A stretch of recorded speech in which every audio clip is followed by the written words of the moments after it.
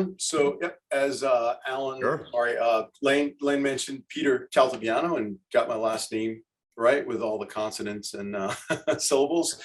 But just a little bit of personal information about myself. I'm originally from New York, born in Bensonhurst, grew up out on the island on the North Shore in Huntington.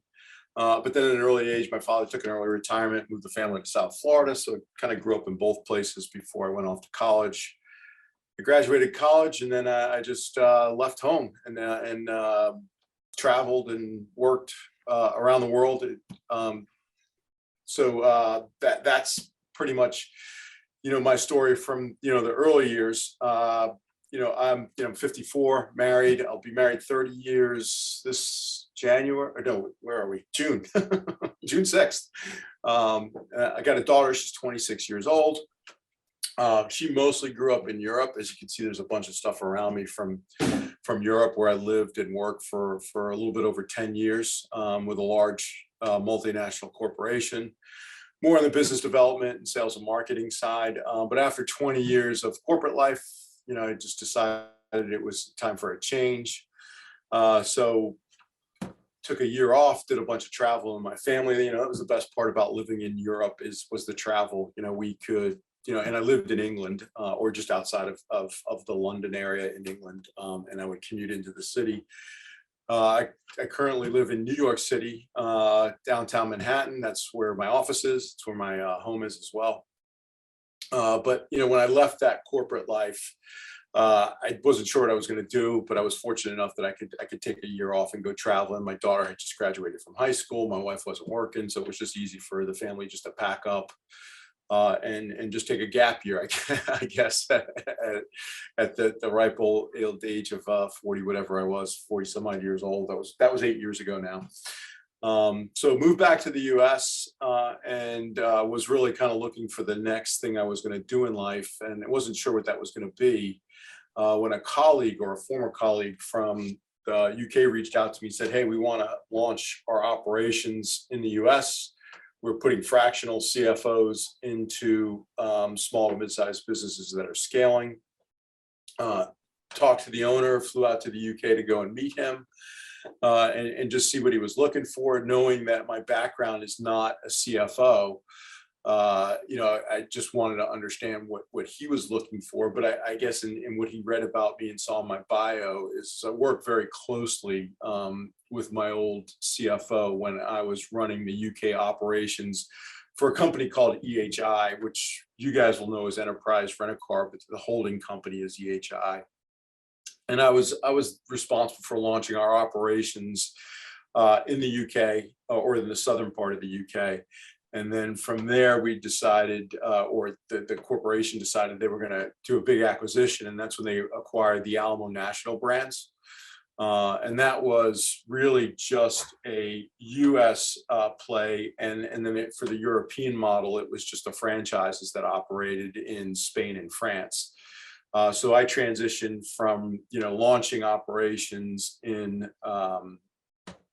the UK to incorporating franchise operations into the companies. And Enterprise is privately held, as some of you might know. It's a $32 billion company, which it's crazy to me, that a rental car company is that big. But as you can imagine, in launching a new operation in the UK and launching an operation or integrating corporately owned stores in continental Europe, it spent a lot of time in working with the CFO and understanding what a CFO does. And through doing that, it really helped me understand, or really appreciate, that strategic CFO.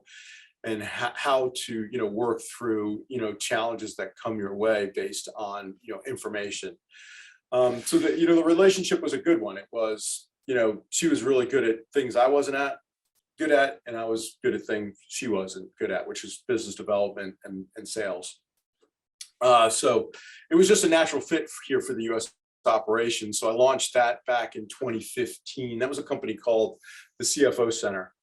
And it was a UK-based company. They had really just focused on Commonwealth countries of the UK. It just made sense because they were, the banking's similar, the, social, healthcare, all those things are the same. So it's just a really easy fit for them to go into Commonwealth countries of the UK, because their processes and their systems are very similar regardless of the country. They just knew coming into the US market, it was going to be very different. So was about 5 years into it, of just developing throughout the country. In the US, we went into 12 different markets and we were growing, but we weren't really growing the way I wanted to, because we were often just focusing on the CFO work. But with CFO work comes a lot of other work, including bookkeeping, accounting, controller work, and we weren't doing any of that. And we were either losing, contracts because of that, or, not getting the bid because of that. And, my UK partners just didn't want to get into that piece of it. They just wanted to focus on CFO business. So, we parted ways in late 2019. And then in early 2020, I joined forces with Phil Whitman, who I had met previously from, networking throughout New York. It just seemed like a natural fit at the time. C-Suite wasn't anything. And then he introduced me to his business partner, David Wolfskill. And that's where C-Suite Impact was born. And then I brought in Impact CFOs, and I brought in Impact Client Accounting Services. So C-Suite Impact's the parent company. And then under it sits about 12 different entities that serve the small to mid-sized business owner, anything from technology, CTOs, COOs, CIOs, obviously CFOs. If a lot of you guys know Anthony Malachi, he's part of the C-Suite family of companies with his organization, Costmark.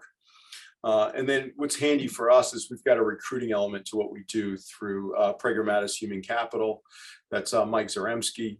And he'll help us with recruiting needs when it's a full-time position. Mike will also help me with recruiting around the country if we have a fractional need somewhere and somebody's interested in that portfolio lifestyle as a CFO. So this was early 2020 when we first launched CFO. So it was the very beginning of the pandemic. What we didn't know at the time, was what was going to happen. It was, hey, 2 weeks, wear a mask, flatten the curve, blah, blah, blah. And here we are, 2.5 years later, still talking about it. But what happened is it created a lot of, as everyone knows, redundancies, layoffs, furloughs. So it took a lot of really good talent out of the market as a cost saving measure. Companies just went into survival mode. And this was very early on. The government assistance was still just coming together. But what we found out is what we had seen in early 2008 around the world when the recession happened is that gig worker, or that whole gig economy, became a reality.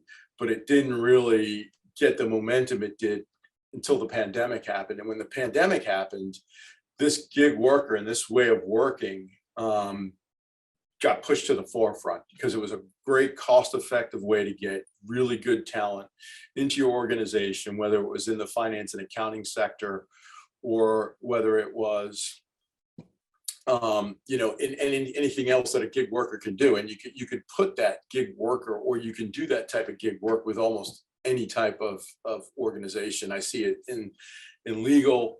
I definitely see it in the finance and accounting function, but it's in technology, and the list goes on and on. And, and every time, and I'm part of another organization called the Fractional Leadership Network. And they've really helped accelerate, what a fractional leader is and how it can be an asset to the small to mid-sized business owner. And I would define small to mid-sized business owner as anything from startup to about 100 million in revenue.